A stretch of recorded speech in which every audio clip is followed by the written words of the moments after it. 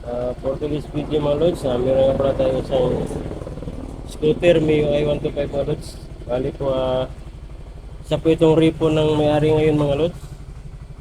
Bali po, pumili na po siya ng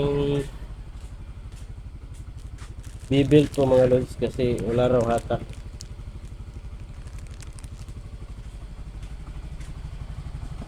Ito po yung under niya mga lods.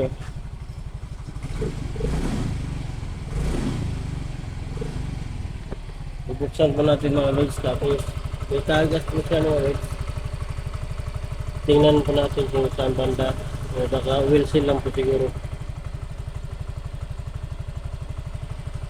Update ko naman kayo mga lods. Buksan ko muna.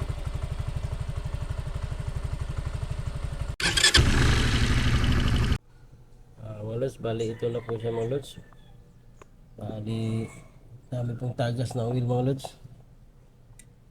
Posible lang po na naligo lang po siya ng oil mga lods, kaya napakadulas.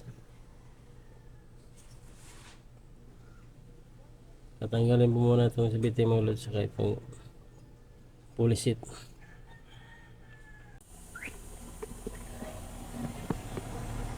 Mga lods, ito po yung gawa natin mga lods. Dito po yung wheel seal na tumatagas mga lods. Ito po siya. Saka dito naman po mga lods. Ito.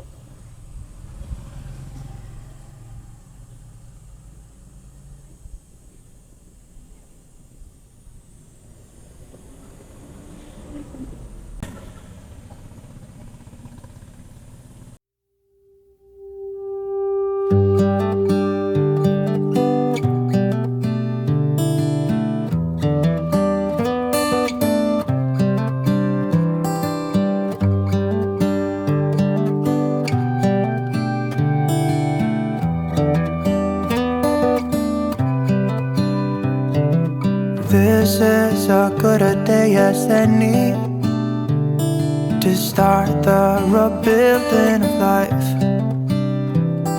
The roads that lay open are many when the old one's gone under the knife.